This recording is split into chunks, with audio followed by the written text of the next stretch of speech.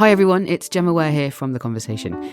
Before we begin today's episode, I'm asking for your support for what we do. Here at The Conversation, we team up academics with journalists to provide reliable information that helps create a more constructive conversation. We do that in hundreds of articles published on our site every day by editors in our 10 editions around the world and through podcasts like this one. And we make our work available at no cost because we believe that for democracy to thrive, people need trustworthy information. If you want to support our mission, then please consider becoming a monthly donor.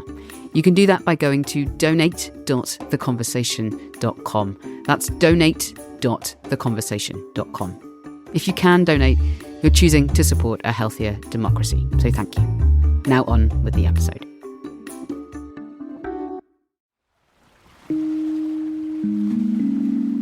It's late August 2025, and a sleepy coastal part of Timor-Leste in Southeast Asia is rocked by a large police raid on a hotel complex.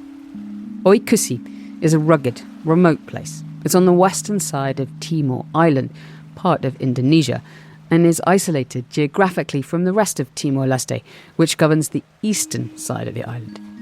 Timor-Leste, also known as East Timor, became an independent country in 2002 after a brief civil war and struggle for independence against Indonesia. In this police raid, dozens of foreign nationals are arrested at what emerges as a suspected scam centre linked to organised crime networks running scamming operations across Southeast Asia. All this comes at a bad time for Timor-Leste, which is being admitted into the Association of Southeast Asian Nations, ASEAN, in October. And then, a few weeks later, a Facebook post by one of the country's highest officials lifts the lid on the murky criminal underworld that's trying to get a foothold in the country, causing a commotion in Dili, the Timorese capital. I'm Gemma Ware from The Conversation, an independent news and analysis platform partnering journalists with academics. Welcome to The Conversation Weekly, where experts explain how we ended up here. In today's episode, how Asia's scamming gangs set their sights on Timor-Leste as their next frontier, and the movement to keep them out.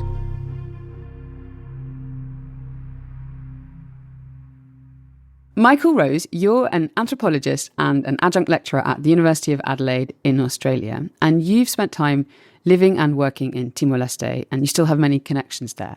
Welcome to the podcast. Thank you very much for having me, Gemma.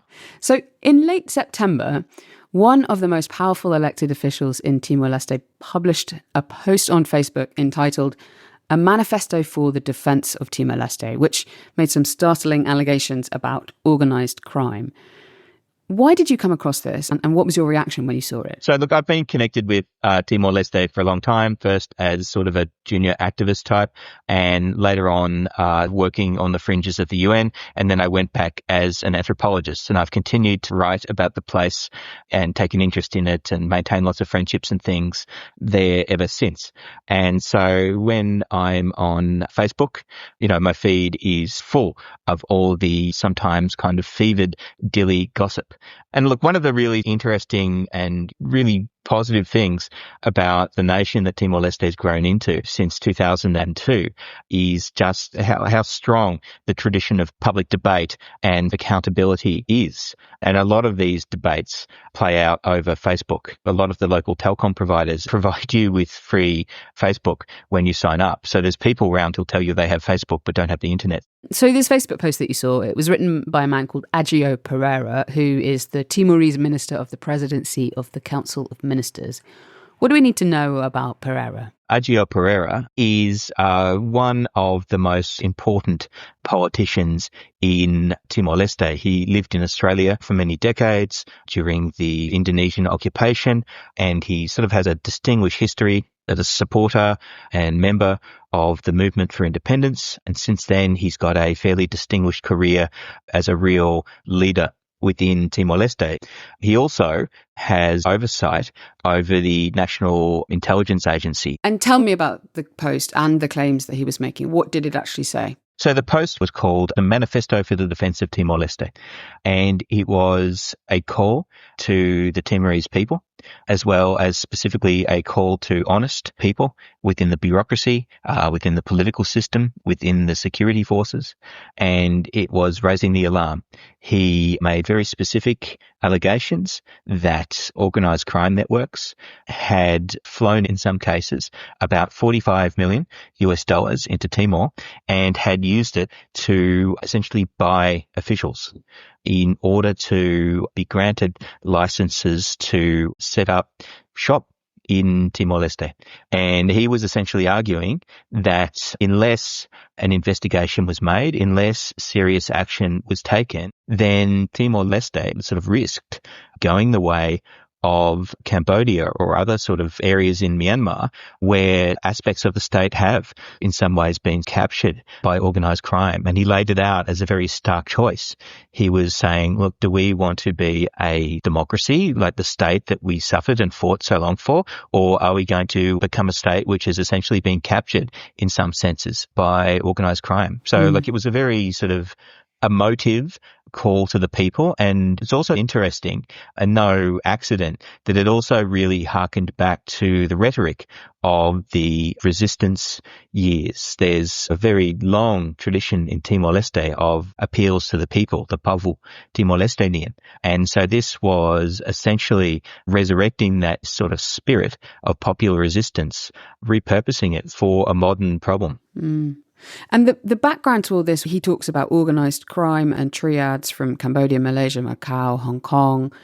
The background to this is that there is a huge problem with organised crime operating scam centres in Southeast Asia. This is something we've covered on the Conversation Weekly in the past, and we did a whole series on scam factories in the region. And this is people who are being sometimes tricked into travelling to these remote areas and then forced into scamming people around the world in these compounds where they can't leave until they've made a certain amount of money. So this is what he was alleging. The organised crime is trying to bring that model to the country. He was making fairly specific allegations about the amount of money which had been brought in by these triads and saying specifically that it had been used to use the word bribe officials in order to get permission to set up these very sorts of scam centers. And I think one of the things that pushed him to take action is that a scam center along sort of Cambodian lines and linked by a UN report to the very same networks that have been operating in Cambodia and elsewhere in Southeast Asia had been taken down the month before. He put out this sort of appeal to the people by the police in Timor-Leste's remote western district of Oecusse, which is about 90 kilometers west of the main national border, which is completely surrounded by Indonesian territory. And tell me about Oecusse. Why would this remote area that's sort of separate from the rest of Timor-Leste and semi-autonomous in some ways appeal to these organised criminal gangs? Oecusse was one of the first places where Portuguese missionaries landed in the 16th century. I should admit that I have a special affinity with it because I spent 2 years there with the UN and then doing my PhD on religious practices and agricultural practices of the Oecusse Hills. So I know the place really well. For the first 10 years of independence, Oecusse was extremely poor and isolated. But in 2014, really major investments were made in improving infrastructure in the main town. So, for example, a huge international airport was constructed by an Indonesian state-owned company. This didn't seem to be particularly well planned. The international airport doesn't have any international routes and only 1 or 2 domestic routes. So it just sits there as this big, yawning, empty building. But it's quite extraordinary because the town is this sort of flat, dusty, hot, quiet, friendly place where there'll be like a goat munching grass by the side of the road and people pushing their fishing boat into the water. And then there's this enormous international airport just sitting there next to the sea. Another one of these projects which sort of took place in autonomous Oecusse was the construction of what was intended to be a 5-star hotel. Now, this was always a strange project. I was actually in the town when it was happening. At one point, a very confused-looking crew of Greek construction workers turned up.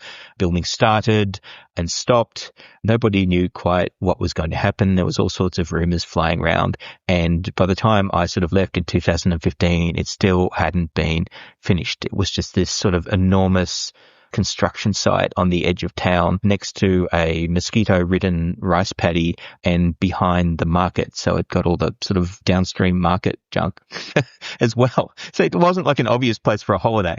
Is that where the raid took place? Yeah, and that's where the raid took place. And the town, I might add, is a very small place, not a place where strangers can just sort of wander around unnoticed. But what people did notice was that this compound was suddenly home to a mysterious group of foreigners. No one really knew who they were or what they were doing there. But after the police raid, it turned out it was at least 30 foreign nationals, along with a crew of Timorese, who were operating some sort of scam center.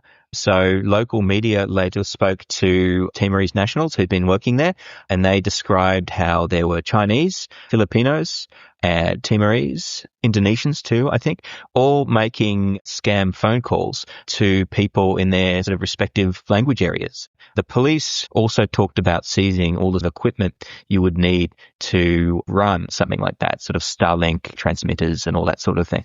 And then the UN picked it up too, didn't it? Can you talk us through what the UN did? Yeah, so the United Nations Office on Drugs and Crime did pick it up, and they wrote a really sort of detailed report tracing how this operation in Oecusse was an extension of the same organised crime networks that have been operating in Cambodia and elsewhere in Southeast Asia. And what appears to have happened is that they have looked at Timor-Leste as this kind of fragile state, mostly known for its sort of traumatic history, and thought, well, here's a soft touch. We can bribe some local officials and set up our operation here. And the sort of Oecusse was also sort of an interesting choice of a place to do that because it has this sort of international airport and this big compound where you can operate. But on the other hand, it really is out of the way. So these allegations about organised crime came just a few weeks ahead of Timor-Leste joining ASEAN, the Association of Southeast Asian Nations.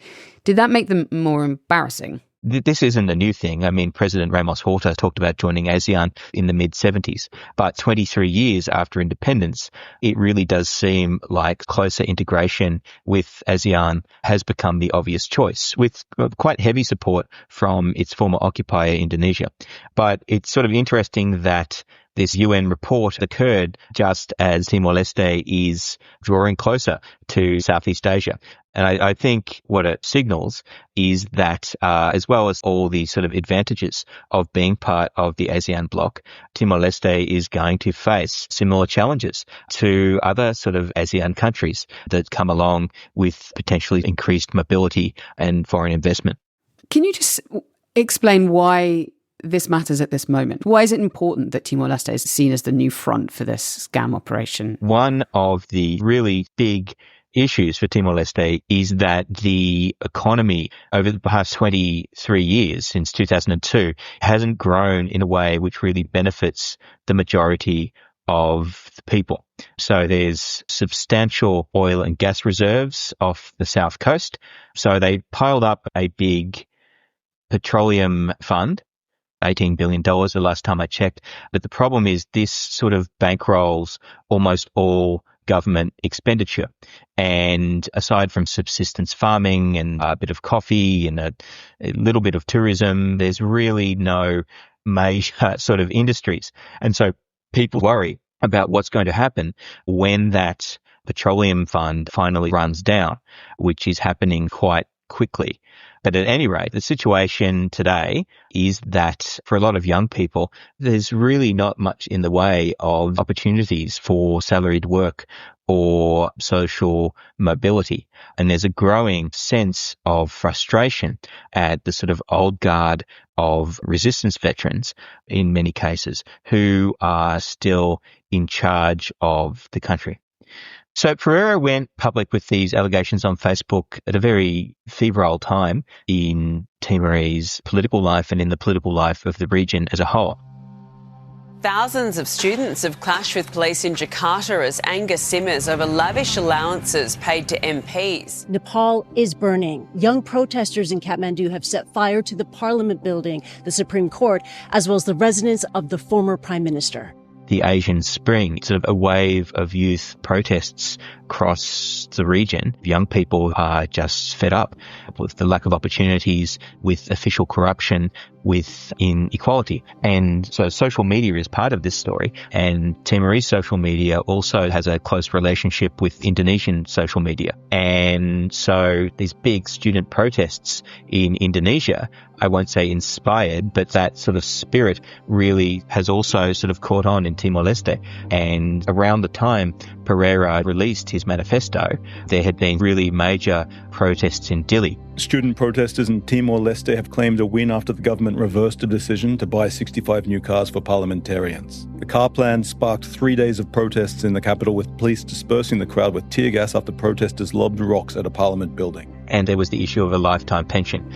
And, this is a country where the minimum wage for each month is $115, where young people have very few opportunities for salaried work. A lot are going abroad to look for work in Australia and elsewhere. So it seems that one of the things Pereira was aiming to do by releasing this manifesto for the defence of Timor-Leste at this time in this way was to sort of ride that wave of youthful rebellion.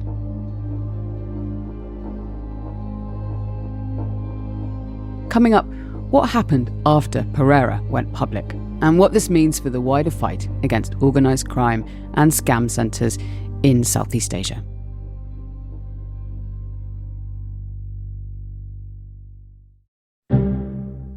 Every week, Michelle Grattan offers you a ringside seat to the latest in Australian politics with interviews and insights from political insiders. On the Conversations Politics with Michelle Grattan podcast, we cut through the spin and get to the substance with independent analysis of the issues that really matter. Stay informed. Search and follow Politics with Michelle Grattan wherever you get your podcasts. Welcome back. So, Michael Rose, we've been talking about this Facebook post that Agio Pereira published in September and his call to action to do something about his allegations around organised crime in Timor-Leste. What happened after he published it? So both the President and the Prime Minister had a fairly measured response. Dilly gossip, but fairly credible gossip, is that there was a lot of anger from factions within Pereira's own political party who thought that he should have kept it in-house. Publicly, the Prime Minister said that he would be given a chance to address his ministerial colleagues.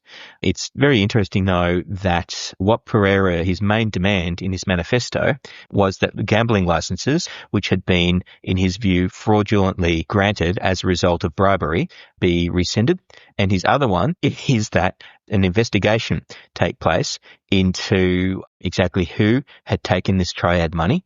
The week after the manifesto went public, he actually got his way, which is fantastic. There was a meeting of ministers and a draft resolution was agreed upon cancelling licenses and stopping any more from being granted, which from Pereira's point of view is a real victory.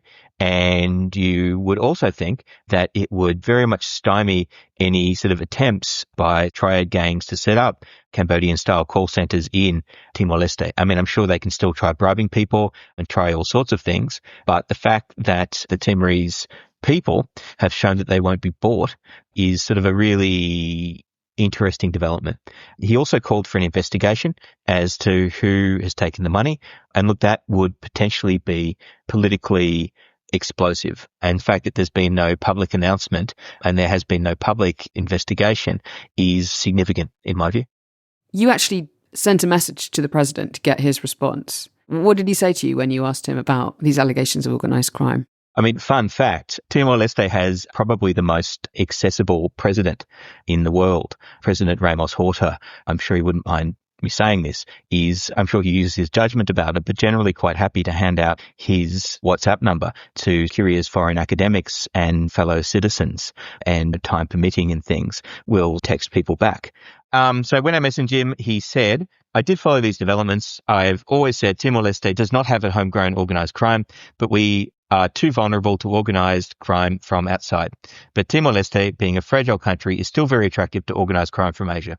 But I do not engage in allegations as just done by UN Office on Drugs and Crime. So he's referring to the report, which was saying that the scam centre in Oecusse was part of an international network. I know well the work of UN agencies. They should focus more on solid research and less on allegations against individuals, because this is not their mandate. I have full confidence in our authorities, with support from the Australian Federal Police and the Indonesian Police, in tackling the challenges by organised crime. Okay, so he's aware of the challenges and the vulnerabilities of his country, but he's perhaps not that keen on the UN tarring Timor-Leste with the same brush that other countries have been because of these scam operations. I couldn't say what Ramos Horta thinks, but he has form as a pragmatic optimist.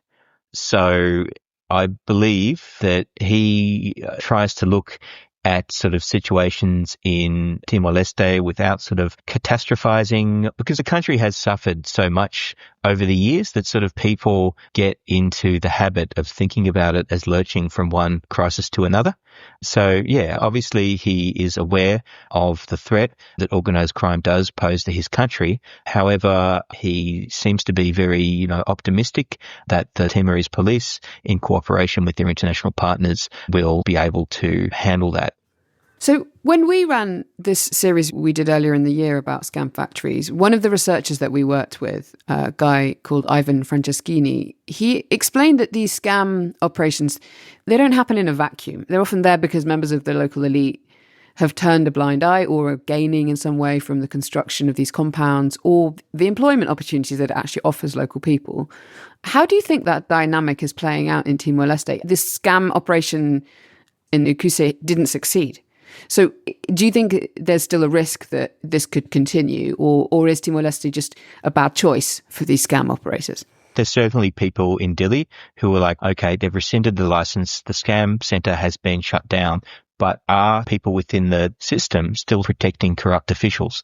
Some people say that's might be what's happening. But looking at it from a more positive point of view, my personal hunch is that international scammers have severely misjudged Timor-Leste, which is easy to do because it's a little known place. So they've probably just fallen back on cliches about it being a poor, corrupt state. That's not really true, and it's certainly not that simple. So I think what we're seeing here is a uniquely Timorese dynamic, where even though the place is very poor in some ways, even though it does have very weak institutions in some cases, even though there are some corrupt officials, it also has a remarkable spirit of popular resistance. It also has a very active civil society. It's a very talkative sort of society. And even though it's big enough to sort of be a thriving, busy place, it's also small enough that you can't really hide a scam center without sort of people noticing something is going on and getting curious about it. So it's a bit of a mixed bag. Ultimately, even though it's really alarming that these same networks which have been exploiting people so horribly in Cambodia have tried to set up there, they've failed. And yeah, my hunch is that they're not going to succeed. But whether they'll try again simply remains to be seen. Michael, thank you very much for talking us through all that, and we'll keep an eye on what happens next. Thank you very much. Thank you. Thank you very much for having me. This interview with Michael Rose was recorded in late October. In the weeks since, Michael says his sources indicate a police investigation into the allegations made by Pereira is ongoing, but there's been no public announcement of an official investigation. The Conversation reached out for comment to the government of Timor-Leste on the issue, but did not receive a reply. That's it for this week's episode of The Conversation Weekly. It was written and produced by Katie Flood and me, Gemma Ware, with production assistance from Mend Marawani. Sound mixing is by Michelle Macklem, and our theme music is by Nita Saal. If you'd like to get in touch with us, you can email us directly at podcast@theconversation.com. You can sign up for The Conversation's free daily newsletter too by clicking on the link in our show notes. The Conversation is a non-profit news outlet dedicated to sharing the work of academic experts with a wider audience. If you like what we do, please support us at donate.theconversation.com. And please do also rate and review the podcast wherever you follow us. It really helps us reach new people. Thanks for listening.